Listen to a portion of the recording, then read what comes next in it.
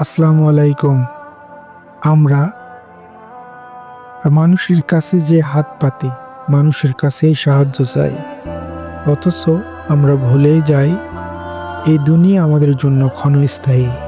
আর এখানকার প্রতিটা মানুষ তার নিজ নিজ জায়গায় সীমাবদ্ধ।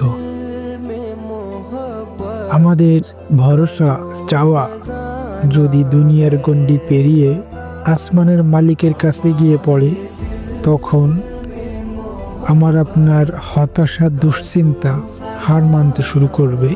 কারণ আসমানের মালিক কখনো কাউকে খালি হাতে ফেরায় না। সুতরাং এই দুনিয়ার সকল প্রাণীকুল, সকল মানুষ, আপনার আমার একমাত্র ভরসা হবে মহান আল্লাহ। মহান রবই আমাদের জন্য যথেষ্ট। সকলে ভালো থাকবেন। ধন্যবাদ।